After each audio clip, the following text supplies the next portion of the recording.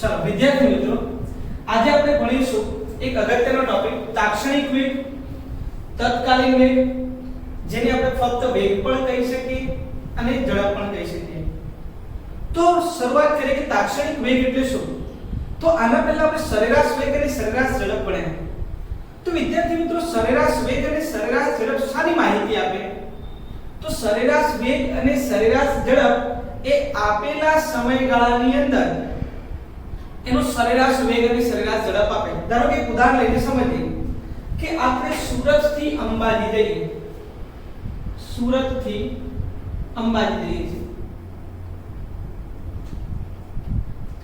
અહીંયાથી સુરત થી અંબાજીનું અંતર ધારો કે 500 કિલોમીટર છે.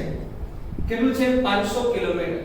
હવે તમને પ્રશ્ન થાય કે 500 કિલોમીટર અંતર કાપવા માટે લાગતો સમય 10 કલાક છે. તો સરેરાશ ઝડપ તમે સરળતાથી શોધી શકો. બરાબર છે કે અંતરના છેદમાં સમય એટલે આપણે સરેરાશ ઝડપ મેળવી શકીએ.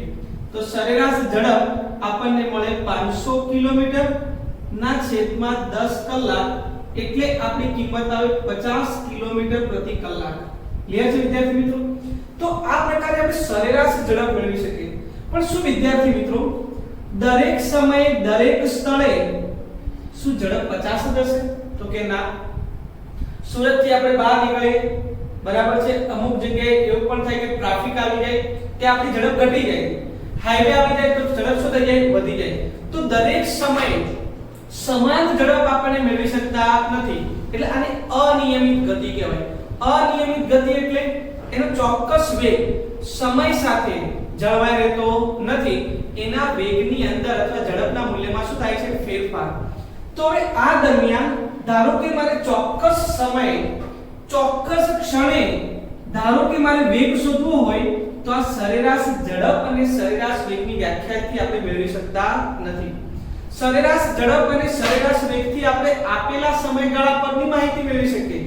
ચોક્કસ સમયે ચોક્કસ ક્ષણે જો મારે વેગ કે ઝડપનું મૂલ્ય શોધવું હોય તો તમે સરેરાશ વેગ દ્વારા મેળવી શકતા નથી. તો આ કેવી રીતે મેળવી શકાય તેની ચર્ચા આપણે તાક્ષણિક વેગની અંદર કરવાના છે, અથવા એને તત્કાલીન વેગ પણ કહી શકાય. તો વિદ્યાર્થી મિત્રો, મારે કોઈ ચોક્કસ સમય વેગ શોધવો છે તો એને મને એક બીજું ઉદાહરણ આપી દઉં કે ધારો કે તમે જોયું હોય કે ઘણીવાર લખેલો હોય કે બહુ સારી કાર હોય, મર્સિડીઝ કાર છે ધારો કે, બરાબર છે, મેં ન્યૂઝની અંદર વાંચેલું કે લગભગ 1 મિનિટ જેટલા સમયની અંદર 100 કિલોમીટરની ઝડપ પ્રાપ્ત કરી લે. આનો મતલબ શું થયો કે 1 મિનિટના સમયની અંદર 0 સેકન્ડથી ચાલુ કરી અને 60 સેકન્ડના સમય દરમિયાન 60 સેકન્ડમાં એ 0 કિલોમીટર પ્રતિ કલાકની ઝડપથી સીધી જ કેટલી ઝડપ પ્રાપ્ત કરી લે?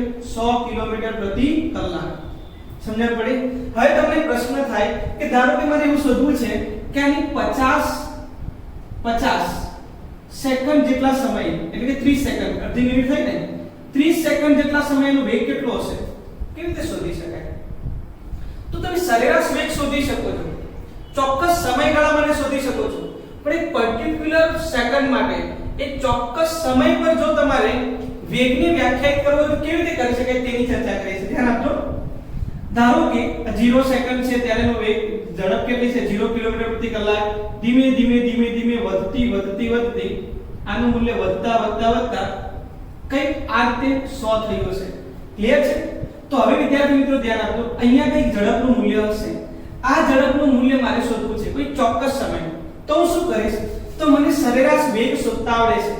તો હું પહેલા સરેરાશ વેગ શોધીશ કે 0 અને 60 સેકન્ડ આટલો સમયગાળો, અહીંયા 0 કિલોમીટર, અહીંયા 100 કિલોમીટર. તો આટલા સમયગાળા માટે હું શું શોધીશ?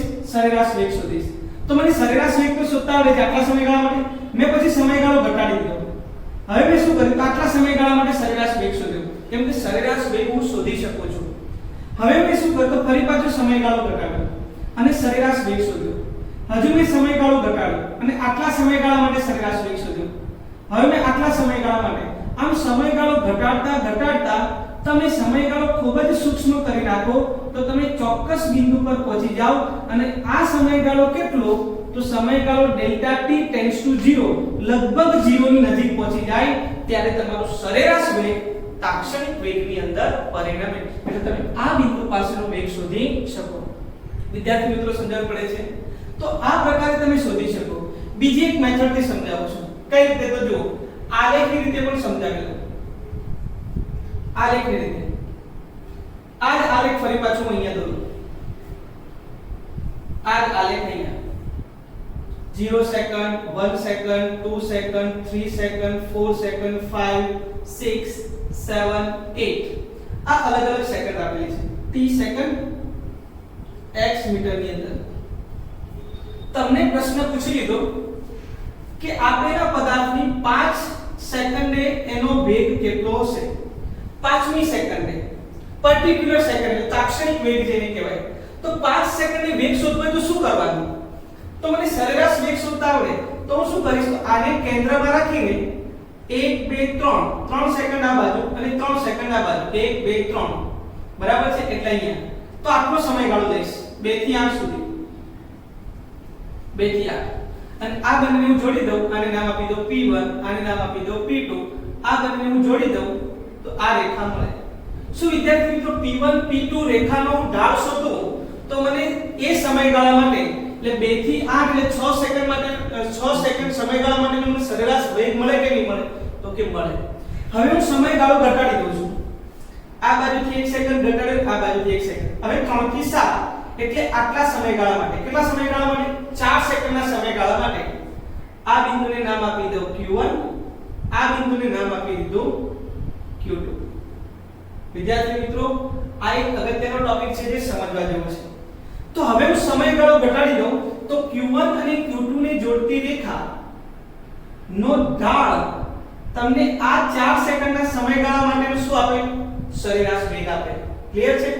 હજુ આપણે સમયગાળો ઘટાડીએ. આ બાજુથી 1 સેકન્ડ ઘટાડ્યો, આ બાજુથી 1 સેકન્ડ ઘટાડ્યો. હવે આપણો સમયગાળો જે છે તે 2 સેકન્ડનો થઈ ગયો. ખબર પડી? અને આનું નામ આપી દો R1 અને આનું નામ આપી દો R2.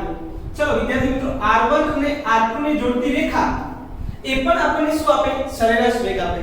કેટલા સમયગાળા માટે? તો 2 સેકન્ડના સમયગાળા માટે. હજુ પણ વિદ્યાર્થી મિત્રો અહીંયાથી અડધી સેકન્ડ ને આ બાજુથી અડધી સેકન્ડ કાપી લઈએ. સમજણ પડી? આને આપણે નામ આપીએ S1 અને S2. આને જોડતી રેખા દોરીએ તો એ પણ આપણને શું આપે? સરેરાશ વેગ આપશે. કેટલા સમયગાળા માટે? 1 સેકન્ડના સમયગાળા માટે. એ જ રીતે હજુ પણ હું સમયગાળો નાનો કરું તો મને સરેરાશ વેગ મળે આટલા સમયગાળા માટે. હજુ પણ આપણે સમયગાળો નાનો કરીએ તો મને સરેરાશ વેગ આપે આટલા સમયગાળા માટે. જેમ જેમ હું સમયગાળો નાનો કરતો જાઉં અને સમયગાળો લગભગ 0 જેટલો થઈ ગયો એટલે આપણે 5 સેકન્ડના સમય પર આવી ગયા ત્યારે આપણને જે સરેરાશ વેગ મળે તે સરેરાશ વેગ આપણને તાક્ષણિક વેગ આપે છે. તો તાક્ષણિક વેગનો મતલબ એવો થાય કે તમારો સરેરાશ વેગ પણ કયા સમયે delta t = 0 tends to 0 not equal to 0. સમજાય પડે? અત્યંત સૂક્ષ્મ સમયગાળા માટે બરાબર છે, અત્યંત સૂક્ષ્મ સમયગાળા માટે તમે જે સરેરાશ વેગ શોધો છો તે જ તમારી સરેરાશ વેગ એટલે તાક્ષણિક વેગની અંદર પરિણમે. તો જો મારે આને ગાણિતિક સ્વરૂપમાં દર્શાવવું હોય તો ગાણિતિક સ્વરૂપમાં કેવી રીતે દર્શાવી શકું? ધ્યાન આપજો વિદ્યાર્થી. તો સરેરાશ વેગ છે એને ખૂબ જ સૂક્ષ્મ સમય માટે લખવામાં આવે તો એ સરેરાશ વેગ તાક્ષણિક વેગની અંદર પરિણમે છે. તો અનિયમિત ગતિમાં અનિયમિત ગતિ દરમિયાન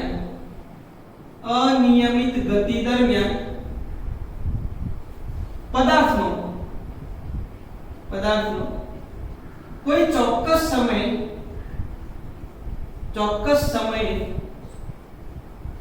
વેગ કે ઝડપ અનિયમિત ગતિ દરમિયાન પદાર્થનો કોઈ ચોક્કસ સમય વેગ કે ઝડપ સરેરાશ વેગ અને સરેરાશ ઝડપ દ્વારા મેળવી શકાતો નથી.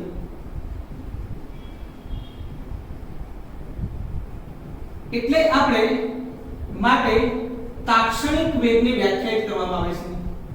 તાક્ષણિક વેગ અથવા તત્કાલીન વેગ ને વ્યાખ્યાયિત કરવામાં આવે છે.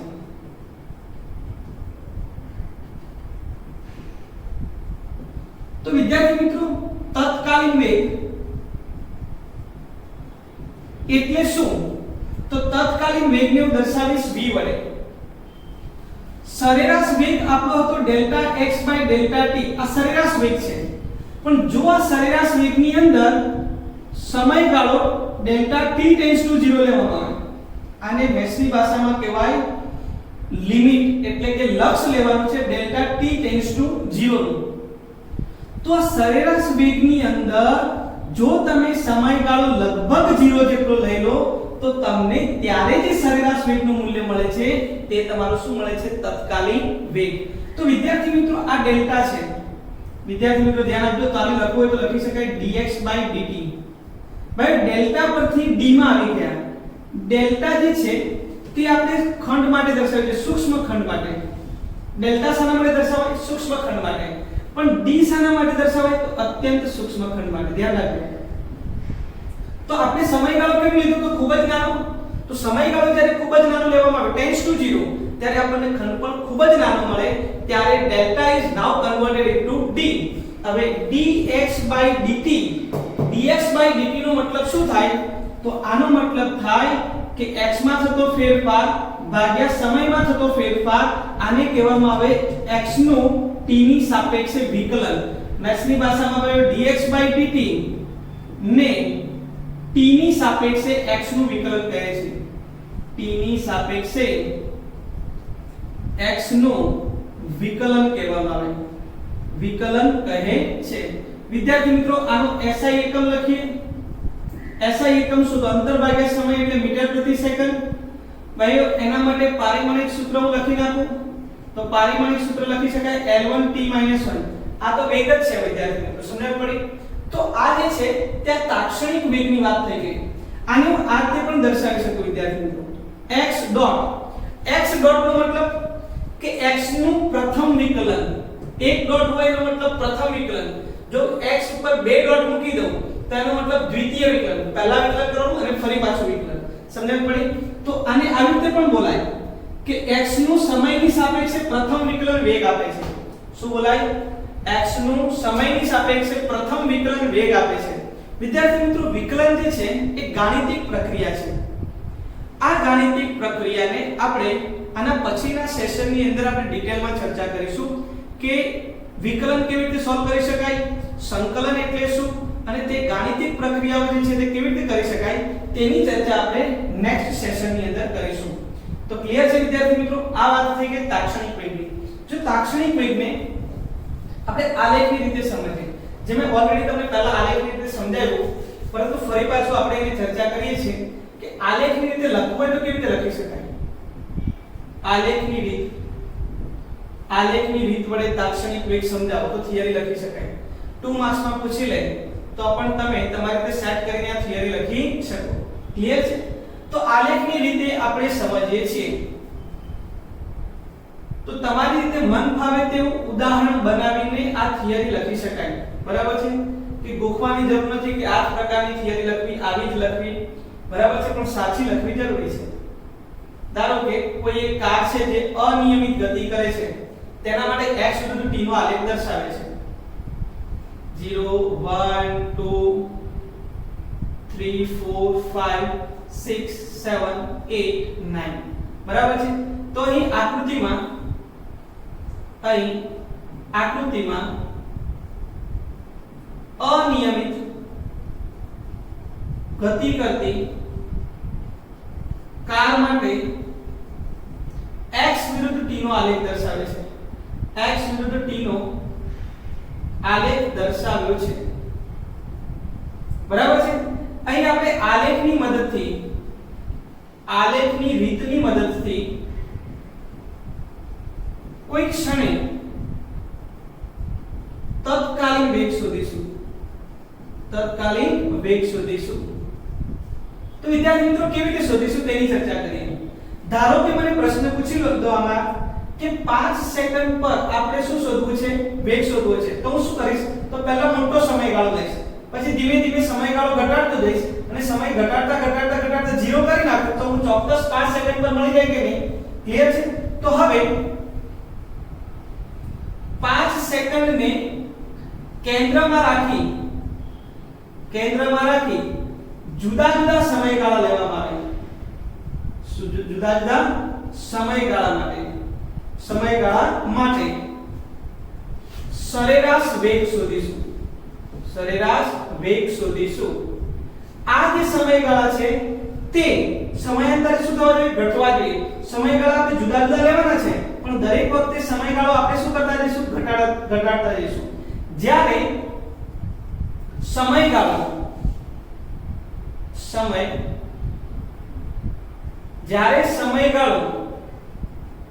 લગભગ શૂન્ય થઈ જાય ત્યારે આપણને સરેરાશ વેગનું જે મૂલ્ય મળે, સરેરાશ વેગનું જે મૂલ્ય મળે તેને તે સમયે તાક્ષણિક વેગ કહે છે. તાક્ષણિક વેગ કહે છે. તે સમયે તે પદાર્થનું શું કહેવાય? તાક્ષણિક વેગ. ધારો કે મારે 5 સેકન્ડ સમય શોધવું છે. હવે આપણે આલેખની રીતે કેવી રીતે ડાયરેક્ટ સોલ્યુશન કરી શકાય તેની પણ થોડી ચર્ચા કરું છું, ધ્યાન આપજો. તો 5 સેકન્ડની વાત કરું તો આ બાજુ 3 અને આ બાજુ 3 સેકન્ડની વાત કરીએ તો 2 થી 8 આટલા સમયગાળા માટે એટલે અહીંયા P1 લઈ લો, અહીંયા આપણે આગળ વધીએ અને અહીંયા P2 લઈએ. આની ચર્ચા આગળ કરી છે. આનો તમે ઢાળ શોધો તો તમને સરેરાશ વેગ મળે કેટલા સમયગાળા માટે? 6 સેકન્ડના સમયગાળા માટે. હવે આપણે સમયગાળો ઘટાડીને 4 સેકન્ડનો કરી નાખીએ. બોલો આનો ઢાળ શોધીશ તો મને સરેરાશ વેગ મળશે 4 સેકન્ડના સમયગાળા માટે.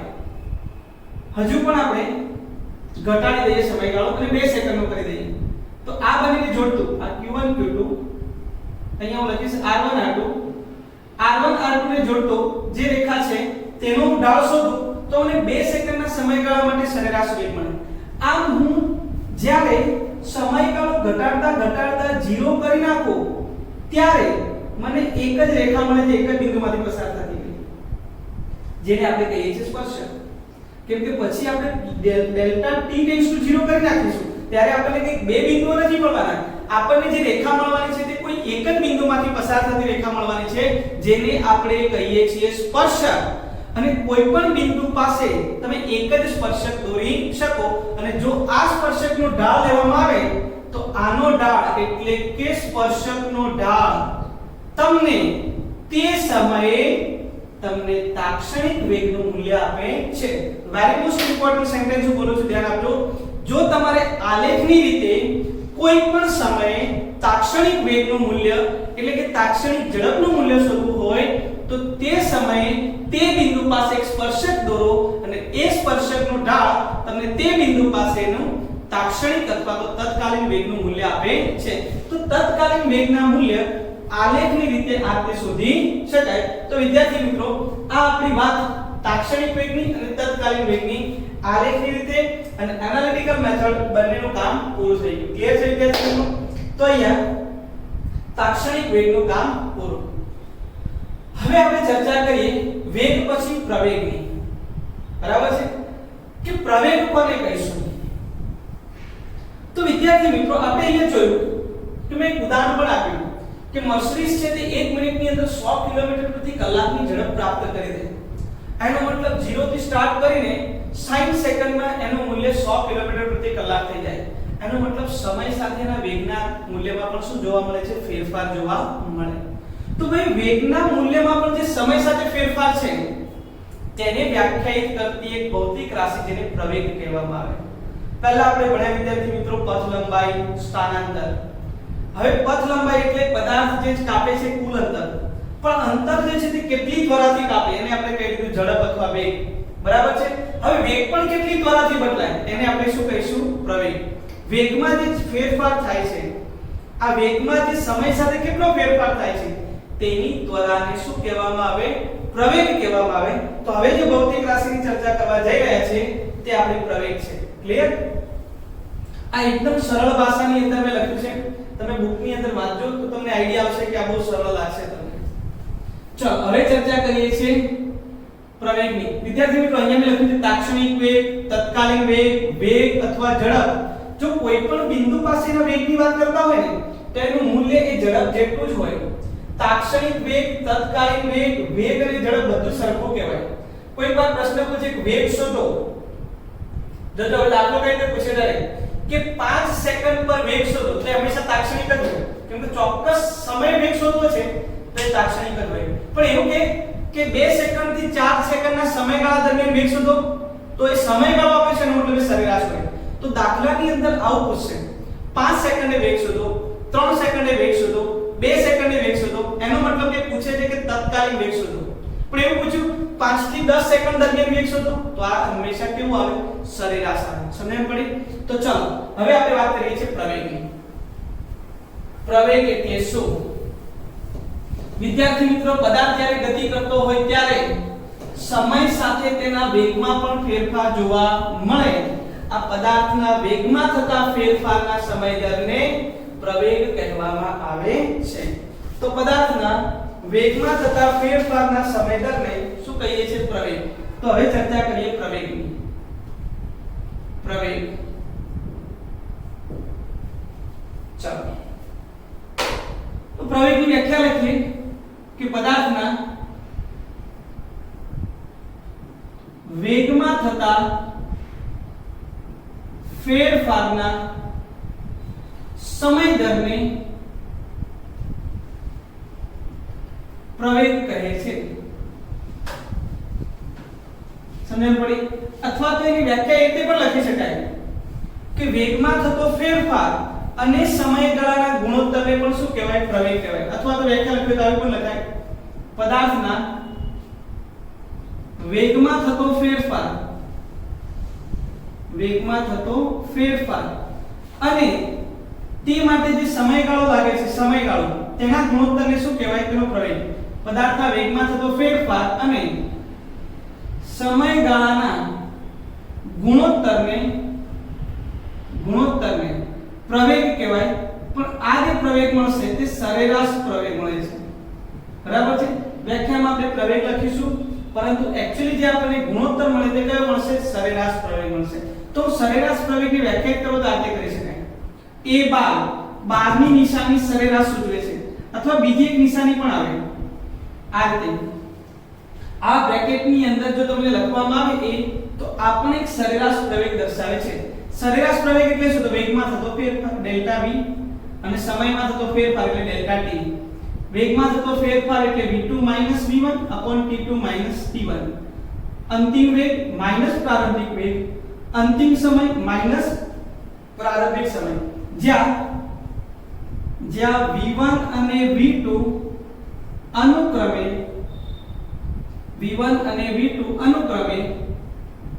t1 અને t2 સમયના વેગ દર્શાવે છે. t2 સમયના વેગ દર્શાવે છે. બોલો ક્લિયર છે?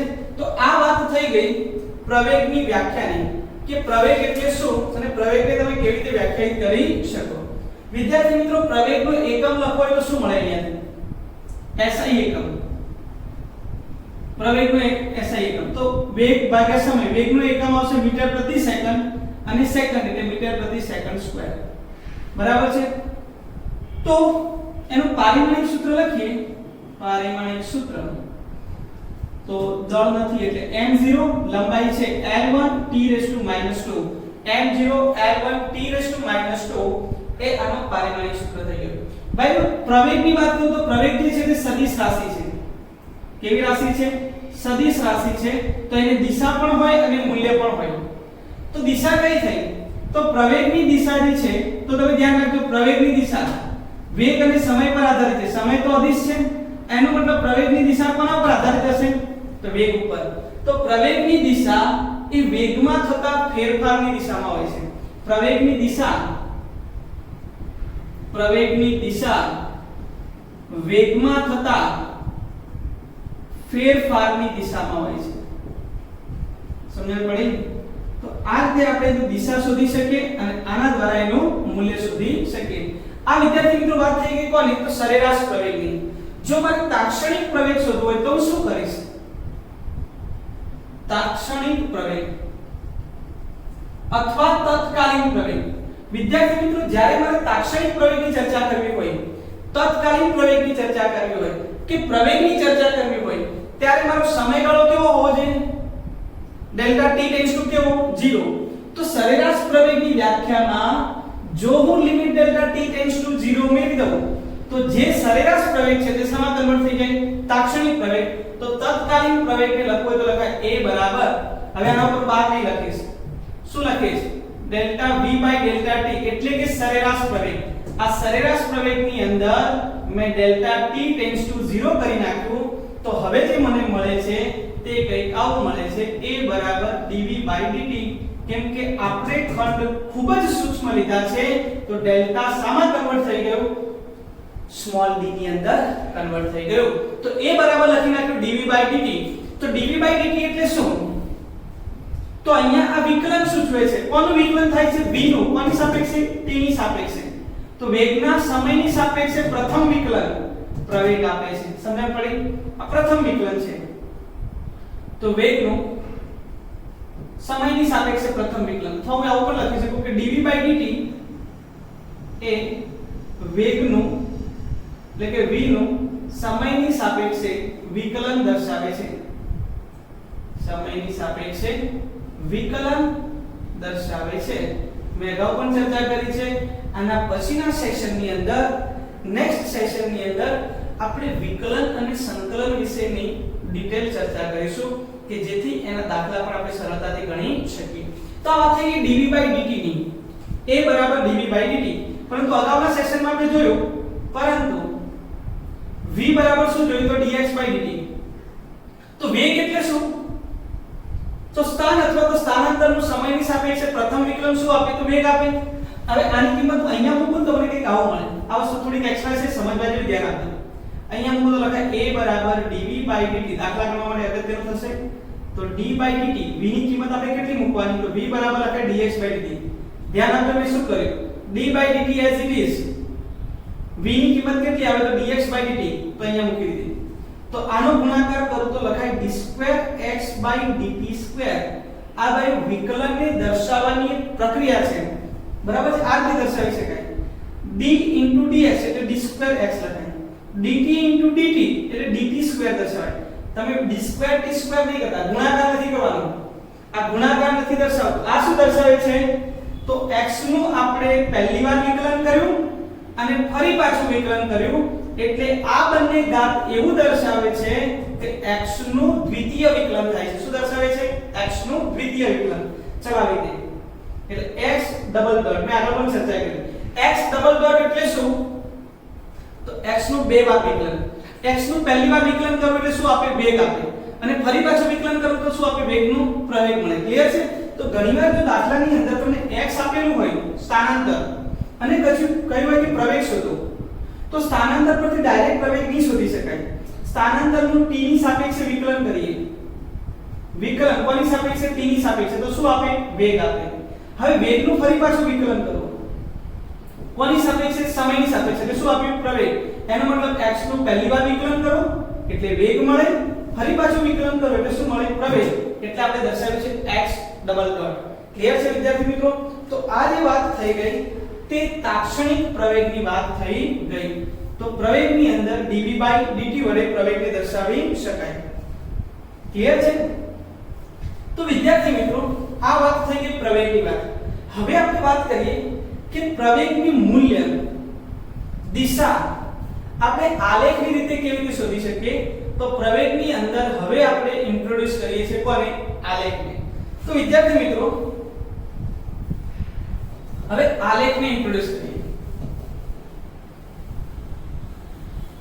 કે જો x વિરુદ્ધ t નો આલેખ દોરો x વિરુદ્ધ t નો આલેખ તો x વિરુદ્ધ t ના આલેખ પરથી શાની માહિતી મળે x વિરુદ્ધ t નો આલેખ તો જ્યારે હું x વિરુદ્ધ t ના આલેખની વાત કરતો હોઉં તો x વિરુદ્ધ t ના આલેખની અંદર તમને ખબર છે કે આનો ઢાળ છે તે વેગ આપે આનો ઢાળ શું આપે વેગ એટલે સરેરાશ વેગ આપે અને જો તમે સ્પર્શક દોર્યો હોય તો શું આપે તાક્ષણિક વેગ આપે પરંતુ x વિરુદ્ધ t ના આલેખ પરથી તમે પ્રવેગનું મૂલ્ય શોધી શકતા નથી ભાઈ ફરી પાછો પ્રશ્ન બોલું છું કે x વિરુદ્ધ t ના આલેખો પરથી x વિરુદ્ધ t ના આલેખ પરથી તમે તાક્ષણિક વેગ અથવા સરેરાશ વેગની માહિતી મેળવી શકો છો પણ પ્રવેગનું મૂલ્ય મેળવી શકતા નથી. તમે x વિરુદ્ધ t ના આલેખ પરથી હા પ્રવેગની નિશાની નક્કી કરી શકો કે પ્રવેગ ધન છે, ઋણ છે કે પ્રવેગ શૂન્ય છે. આ તમે x વિરુદ્ધ t ના આલેખ પરથી નક્કી કરી શકો. તો પ્રવેગ જે છે એ ધન, ઋણ કે શૂન્ય એ x વિરુદ્ધ t ના આલેખ પરથી કેવી રીતે નક્કી થાય તો તેની ચર્ચા કરીએ. તો x વિરુદ્ધ t ના આલેખની અંદર જે વક્રતા છે, વક્રતા એ પ્રવેગનું ઋણ, ધન કે શૂન્ય એટલે કે એની નિશાની નક્કી કરે છે. કેવી રીતે જુઓ તો ત્રણ પ્રકારના આલેખ દોરું છું, ધ્યાન આપો. x વિરુદ્ધ t એક આલેખ આવો દોરે છે, એક આલેખ આ રીતે દોરે છે અને બીજો આલેખ દોરું છું આ રીતે x વિરુદ્ધ t ની અંદર. તો આ ત્રણ પ્રકારના આલેખ દોર્યા. ચલો પહેલા આલેખની અંદર તમે વક્રતા જુઓ તો કઈ આકૃતિ છે એટલે વક્રતા તમે જુઓ છો તો નીચે તરફની છે. આની વક્રતા કઈ તરફ છે? ઉપર તરફની છે, ઉપર તરફ જાય છે. ખબર પડી? તો આ વક્રતા ઉપર તરફ છે. આની વક્રતા કઈ તરફ છે? નીચે તરફ. અને આની પાસે વક્રતા નથી. સમજણ પડી? એને કોઈ વક્ર નથી. તો વક્ર જો ઉપર તરફ જતો હોય તો આ સૂચવે છે કે આનો પ્રવેગ ધન છે. અને થોડી ડિટેલમાં પણ ચર્ચા કરીએ કેમ આવું થાય છે તે. પ્રવેગ ધન આ એમ દર્શાવે છે કે પ્રવેગ ઋણ છે, કેમ કે વક્રતા નીચે તરફ છે અને આની પાસે વક્રતા નથી, સીધી રેખા છે. એનો મતલબ અહીંયા પ્રવેગ 0 છે, પ્રવેગ 0 છે. તો x વિરુદ્ધ t ના આલેખ પરથી તમે પ્રવેગની નિશાની નક્કી કરી શકો, પ્રવેગનું મૂલ્ય નક્કી કરી શકતા નથી. હવે વિદ્યાર્થી મિત્રો ધન, ઋણ અને શૂન્ય કેમ બને છે તેની થોડી ડિટેલ ચર્ચા કરું તો મને એવું કહેવા માંગે કે આ પ્રારંભિક બિંદુ લઈ લઈએ, આ અંતિમ બિંદુ. શરૂઆત અહીંયા થાય છે ને એટલે. તો શરૂઆતમાં અહીંયા ધ્રુવીય સ્પર્શક એટલે આનો તાત્ક્ષણિક વેગ આપે v1, આનો વેગ શું આપે v2. ચલો તો પ્રવેગની અંદર શું કરીશું? v2 v1 t2 t1 v2 v1 t2 t1. બોલો આ સરેરાશ પ્રવેગ થઈ ગયો. હવે તમે જોઈ શકો v1 ધન છે કેમ કે ઉપર તરફ જાય છે અને v2 કેવો છે? ઋણ. તો આ ઋણ થઈ ગયું, ઋણ માઈનસ ધન ના છેદમાં t2 t1. તો ઋણ માઈનસ ધન એટલે આ પણ કેવું થઈ જશે? ઋણ. સમજણ પડે કે વિદ્યાર્થી મિત્રો શું કહેવા માંગુ છું? તો તમારો પ્રવેગ અહીંયા કેવો આવશે? ઋણ આવશે. હવે તમે અહીંયા ચેક કરો કા પહેલો અહીંયાથી શરૂઆત કરીએ, આ શરૂઆતનો બિંદુ ને અંતિમ બિંદુ. તો શરૂઆતમાં વેગ કઈ બાજુ જાય છે? નીચે. એટલે આ જે વેગ મળી ગયો તે ઋણ. ઉપર અંતિમ વેગ કેવો? ધન. તો અંતિમ વેગ ધન માઈનસ માઈનસ ઋણ ભાગ્યા t2 t1 બરાબર સરેરાશ પ્રવેગ. ધન માઈનસ ઋણ માઈનસ એટલે આ ધન થઈ ગયું, એટલે કે આનો પ્રવેગ કેવો મળે? ધન મળે. ક્લિયર છે? હવે અહીંયા તમે જુઓ આ a બિંદુ ને આ b બિંદુ. તો અહીંયા મારે સ્પર્શક દોરવો હોય તો આમાં દોરવો પડે. અહીંયા પણ સ્પર્શક એ જ દિશામાં, બંનેના મૂલ્ય પણ સરખા, બરાબર છે? બંનેની દિશા પણ સરખી. બાદબાકી કરો તો શું મળે? 0. એનો મતલબ કે આમાં પ્રવેગ કેવો મળે? 0. એ વક્રતા નથી દર્શાવતો. તો x વિરુદ્ધ t ના આલેખો આપેલા હોય તો x વિરુદ્ધ t ના આલેખ પરથી તમે પ્રવેગની દિશા ધન, ઋણ કે શૂન્ય નક્કી કરી શકો, મૂલ્ય નક્કી કરી શકતા નથી. જો તમારે મૂલ્ય નક્કી કરવું હોય તો શાના પર જવું પડે? v વિરુદ્ધ t ના આલેખ પર. ક્લિયર છે? તો હવે થોડું v વિરુદ્ધ t ના આલેખ પરથી નક્કી કરીએ કે પ્રવેગની દિશા કઈ હશે. તો v વિરુદ્ધ t ના આલેખ પરથી તો બંને વસ્તુ નક્કી થઈ શકે, બરાબર છે? v વિરુદ્ધ t ના આલેખ પરથી તો મૂલ્ય પણ મેળવી શકાય, દિશા પણ નક્કી કરી શકાય, બંને થઈ શકે. હવે આપણે v વિરુદ્ધ t ના આલેખો જોઈએ પ્રવેગ માટે. ચાલો v વિરુદ્ધ t ના આલેખ. આ પહેલો આલેખ v વિરુદ્ધ t નો કઈ આલેખ છે? એક બીજો આલેખ જોઈએ.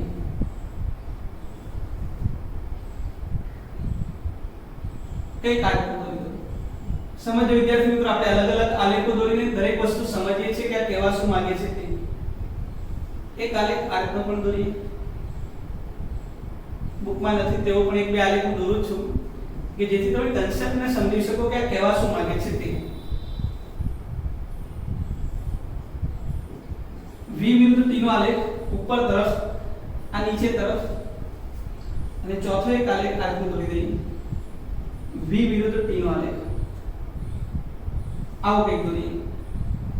0 t1 અને આમ નામ આપી દઈએ t2. ક્લિયર છે વિદ્યાર્થીઓ? આવા આપણે કુલ 5 આલેખ દોર્યા છે. હવે પાંચે આલેખ પરથી સમજીએ છીએ વિદ્યાર્થી મિત્રો v વિરુદ્ધ t નો આલેખ હોય અને એનો ઢાળ લઉં તો કેટલો મળે? તો ઢાળ તમને શોધતા આવડતું હશે. ઢાળ એટલે y અક્ષમાં થતો ફેરફાર ના છેદમાં x, એટલે કે v માં થતો ફેરફાર ના છેદમાં t માં થતો ફેરફાર, એટલે કહેવાય delta v by delta t, જેને આપણે કહીએ છીએ સરેરાશ પ્રવેગ. એનો મતલબ એ થયો કે v વિરુદ્ધ t નો આલેખ હોય તો v વિરુદ્ધ t ના આલેખની અંદર તમને જે ઢાળ મળે છે તે ઢાળ તમને સરેરાશ પ્રવેગનું મૂલ્ય આપે. એટલે તમે સરળતાથી v વિરુદ્ધ t ના આલેખની અંદર ઢાળ શોધીને પ્રવેગનું મૂલ્ય શોધી શકો. પણ હવે આપણે દિશાની વાત કરીએ. ચલો વિદ્યાર્થી મિત્રો, મેં આગળ તમને સમજાવ્યું છે આ પ્રવેગ બરાબર છે, આ ઢાળ છે તે ધન છે કે ઋણ છે? તો કે ધન છે. સમજણ પડી? આ ઢાળ કેવો છે? ધન છે. એનો મતલબ પ્રવેગ ધનનો છે. પ્રવેગ કેવો છે? ધન. અને એની દિશા કઈ છે? તો ઉપર તરફ છે, એટલે ધન દિશા કહેવાય. કઈ દિશા કહેવાય? ધન દિશા. ક્લિયર? હવે આની વાત કરો તો આનો ઢાળ જે છે તે નીચે તરફ છે. એનો મતલબ આનો ઢાળ ઋણ છે, એનો મતલબ પ્રવેગ ઋણ મળશે. પ્રવેગ કેવો? ઋણ. પરંતુ દિશા કેવી? તો ધન. ધ્યાન આપજો ભાઈઓ, આ દિશા કેવી છે? ધન છે. કેમ કે દિશા બદલાતી નથી. જ્યાં સુધી ઉપર તરફની વાત કરું છું ત્યાં સુધી આપણે દિશા ન બદલાય ત્યાં સુધી એને આપણે ધન દિશા, આની ઉપરની દિશાને ધન અને આની નીચેની દિશાને આપણે શું લઈએ છીએ? ઋણ. તો હવે તમે વિચારો કે આની વાત કરતો હો ત્યારે શું થાય? તો આનો ઢાળ જે છે તે ઉપર તરફ છે, એનો મતલબ પ્રવેગ તમને ધન મળે, પણ દિશા કઈ છે? ઋણ છે. દિશા કઈ? ઋણ. કારણ કે પ્રવેગ સદિશ રાશિ છે, એના માટે બંને વસ્તુ જરૂરી છે. આ વસ્તુ અલગ છે, લગભગ બુકની અંદર આ નહીં હોય. આ પ્રવેગ ધન થયું પણ આની દિશા કઈ થઈ? ઋણ. એ જ વસ્તુ આની અંદર વાત કરીએ તો આનો ઢાળ નીચે તરફ છે, દિશા પણ આના કરતા ઉલટી છે, એનો મતલબ દિશા ઋણ છે અને પ્રવેગ પણ કેવો? ઋણ. તો પ્રવેગ ઋણ અને દિશા પણ કેવી? ઋણ. ચલો આની વાત કરીએ તો તમે જો અહીંયાથી વેગ જે છે તે કેવો થાય છે? ધીમે ધીમે ધીમે ધીમે ધીમે ધીમે ધીમે ઘટતા ઘટતા ઘટતા અહીંયા વેગ 0 થઈ ગયો. વેગ 0 થઈ ગયો પછી દિશા ઉલટાઈ ગઈ અને વેગ વધતો ગયો. ખબર પડી? આ વાત જે છે તે ઉદાહરણ દ્વારા સમજાવું તમને. કયા ઉદાહરણ? ધારો કે કોઈ પથ્થર હોય એને આપણે ઉપર તરફ ફેંકીએ તો પહેલા સ્પીડમાં ફેંકો એટલે વેગ છે એની પાસે, જેમ જેમ ઉપર જાય તેમ વેગ કેવો થતો જાય? ઘટતો જાય. અને મહત્તમ ઊંચાઈ વેગ કેવો થઈ ગયો? 0. અહીંયાથી ફેંકેલો ધ્યાન રાખો. વેગ ઘટતા ઘટતા ઘટતા ઘટતા ઘટતા કેવો થઈ ગયો? 0. તો ઉપરની દિશા મેં ધન લીધી એટલે ઉપરની દિશા આ આટલું આપણી ધન થઈ. હવે પદાર્થ શું થશે? તો નીચે આવશે પથ્થર. એ નીચે આવે છે એટલે શું થયું? કામ ધ્યાન રાખજો. ધીમે ધીમે એનો વેગ જે છે તે વધતો જશે પણ દિશા શું થઈ ગઈ? ઉલટાઈ ગઈ. તો ઉપરની દિશાને મેં ધન લીધેલી તો નીચે આવતી દિશાને હું શું લઈશ? ઋણ લઈશ. સમજણ પડી? એટલા માટે ઉપરની દિશાને મેં ધન લીધેલી છે અને આ નીચેની દિશાને આપણે કેવી લઈએ છીએ? ઋણ લઈએ છીએ. આ વસ્તુ એક ખાસ ધ્યાન રાખવા જેવી બાબત છે. ચલો હવે વિદ્યાર્થી મિત્રો થોડું ધ્યાન આપીશું. આ આલેખ શું દર્શાવે છે? આનો ઢાળ કેવો? ધન કે ઋણ? તો કે ઢાળ જે છે તે કેવો છે? ઘટતો એટલે કે ઋણ આવશે. તો પ્રવેગ ઋણ મળે. પ્રવેગ ઋણ પણ દિશા કેવી? ધન. આની વાત કરું તો શું થયું? આના જેવું થઈ ગયું. ઢાળ નીચે તરફ એટલે કે પ્રવેગ ઋણ અને દિશા પણ ઋણ. ક્લિયર છે વિદ્યાર્થી મિત્રો? તો આ પ્રકારે તમે x વિરુદ્ધ t નો આલેખ હોય કે v વિરુદ્ધ t નો આલેખ હોય, પ્રવેગ ધન છે, ઋણ છે કે શૂન્ય છે તે તમે સરળતાથી નક્કી કરી શકો. આની અંદર એવું કહી શકાય કે 0 થી t1 જેટલા સમયગાળા દરમિયાન પ્રવેગ કેવો છે? ઋણ છે અને દિશા ધન છે. જ્યારે t1 થી t2 જેટલા સમયગાળા દરમિયાન પ્રવેગ જે છે તે કેવો છે? ઋણ અને દિશા પણ કેવી છે? ઋણ છે. તો આ અલગ અલગ પ્રકારના v વિરુદ્ધ t ના આલેખો પરથી પણ આપણે પ્રવેગ સમજી શકીએ. ક્લિયર છે વિદ્યાર્થી મિત્રો? તો અહીંયા આપણા પ્રવેગનો મુદ્દો કમ્પ્લીટ થઈ ગયો. પરંતુ હું તમને જનરલ મુદ્દો સમજાવવા માંગુ છું કે જેના દ્વારા કોઈ પણ આલેખ હોય, કેમ કે આગળ જતા બહુ બધી ભૌતિક રાશિઓ આવશે, બહુ બધા આલેખો આવશે અને આ દરેક આલેખ જે છે તેના પરથી ગાણિતિક પ્રક્રિયા દ્વારા કેવી રીતે આપણે કોઈ ભૌતિક રાશિનું અનુમાન લગાવી શકીએ, કેવી રીતે એને શોધી શકીએ, તેના માટે એક શોર્ટકટ કે જે પણ હોય તે હું તમને સમજાવવા માંગુ છું કે સમજજો. ચાલો કે કોઈ પણ આલેખ આપણને બે વસ્તુની માહિતી આપે, કઈ કઈ તો હું સમજાવું છું, ધ્યાન આપજો ડિટેલ, અને તમારા મગજની અંદર આ વસ્તુ ઘૂસી જવી જોઈએ. આ એક્સ્ટ્રા છે, એક્સ્ટ્રા MCQ સોલ્વ કરવા માટે, બરાબર છે. ધારો કે મેં એક ઉદાહરણ સ્વરૂપે લઈ લઉં છું, પ્રવેગ વિરુદ્ધ સમયનો આલેખ, અને આના પરથી હું દરેક વસ્તુ સમજાવું છું. વિદ્યાર્થી મિત્રો સમજજો, ક્લિયર છે? અહીંયા કંઈક આલેખ આપેલો છે, આમ આલેખ, આ આલેખ મેં દોર્યો છે. પૂરેપૂરો સમજવાનો પ્રયત્ન કરજો, કેમ કે આના દ્વારા તમે MCQ બહુ સારી રીતે સોલ્વ કરી શકો. ચલો મને એમ કહો વિદ્યાર્થી મિત્રો, આપણે વેગ વિરુદ્ધ સમય લઈએ તો તમને દરેક વસ્તુ પરફેક્ટ સમજ પડે. વિદ્યાર્થી મિત્રોનો ઢાળ કેટલો આપે મને કહો? ઢાળ એટલે શું? તો y x પર કોણ છે? વેગ, અને x પર કોણ છે? સમય. તો વેગના છેદમાં સમય. બોલો વેગ ભાગ્યા સમય તમને શું મળે? તો પ્રવેગ. ક્લિયર છે વિદ્યાર્થી મિત્રો? ઢાળ તમને મળે છે y x એટલે કે પ્રવેગ આપે. હવે તમે ધારો કે આનું ક્ષેત્રફળ શોધવા ઈચ્છો તો કેટલું મળે? ક્ષેત્રફળ. ચલો તો આપણો આલેખ છે લંબચોરસ એટલે લંબાઈ ગુણ્યા પહોળાઈ. લંબાઈ એટલે સમય આપશે અને પહોળાઈ એટલે કે ઊંચાઈ એટલે શું આપશે? વેગ. એનો મતલબ વેગ ગુણ્યા સમય. ભાઈ વેગ ગુણ્યા સમય એટલે શું? તો વેગ એટલે સ્થાનાંતર ભાગ્યા સમયગાળો, તો સ્થાનાંતરના છેદમાં સમય ગુણ્યા સમય. સમય ગયા એટલે આન્સર શું આવ્યો? સ્થાનાંતર.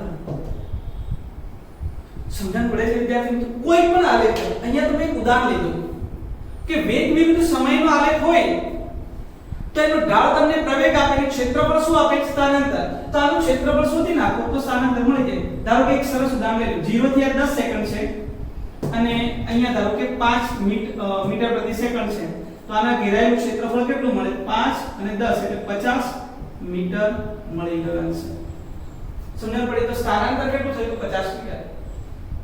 કોઈ પણ આલેખ હોય તમને ધારો કે આપી દે, અહીંયા ધારો કે બળ અને અહીંયા આપી દીધું સ્થાનાંતર. આ તો દૂરની વાત કરવા લાગ્યો ભાઈ વિદ્યાર્થી મિત્રો. તમને પ્રશ્ન પૂછ્યો કાર્ય શોધો, તો તમારી પાસે બે જ ઓપ્શન છે, કાં તો તમે એનો ઢાળ શોધી શકો, કાં તો એનો ક્ષેત્રફળ શોધી શકો. ઢાળ શોધવા માટે આ બંનેનું ગુણોત્તર લો, બળ ભાગ્યા સ્થાનાંતર, અને ક્ષેત્રફળ માટે એનો બંનેનો ગુણાકાર, બળ ગુણ્યા સ્થાનાંતર. સમજણ પડી? તમને ખબર છે બળ ગુણ્યા સ્થાનાંતર શું આપે? કાર્ય. તો તમે આલેખ પરથી કઈ વસ્તુ શોધવી છે, તો કઈ વસ્તુ શોધવાની છે તે વસ્તુ આપણને બે રીતે મળી શકે, કાં તો તેના ઢાળ પરથી મળે, કાં તો એના ક્ષેત્રફળ પરથી. એટલે તમે કાં તો બંનેનો ભાગાકાર કરીને ચેક કરો કે આપણે જોઈતી રાશિ મળે છે કે નહીં, કાં તો ગુણાકાર કરીને મેળવી શકો. ક્લિયર છે વિદ્યાર્થી મિત્રો? તો આ પ્રકારે કોઈ પણ આલેખ આપેલો હોય તો દાખલા સોલ્વ કરવા હોય તો તમે સરળતાથી ગ્રાફિકલ મેથડથી સોલ્વ કરી શકો. તો વિદ્યાર્થી મિત્રો અહીંયા આપણે વેગ અને પ્રવેગનું કામ પૂરું કર્યું. હવે આના જો દાખલા સોલ્વ કરવા હોય તો આપણને વિકલન અને સંકલન બંને ગાણિતિક પ્રક્રિયાઓ આવડવી જરૂરી છે. જો વિકલન અને સંકલન સારી રીતે શીખી લઈએ તો જ આપણે આના પછીના દાખલા સોલ્વ કરી શકીએ અને એના પછીના મુદ્દાઓ પણ આપણે સમજી શકીએ. તો વિદ્યાર્થી મિત્રો આપણે નેક્સ્ટ સેશનની અંદર મળીશું, જેમાં આપણે ચર્ચા કરીશું વિકલન અને સંકલન વિશે. બરાબર છે?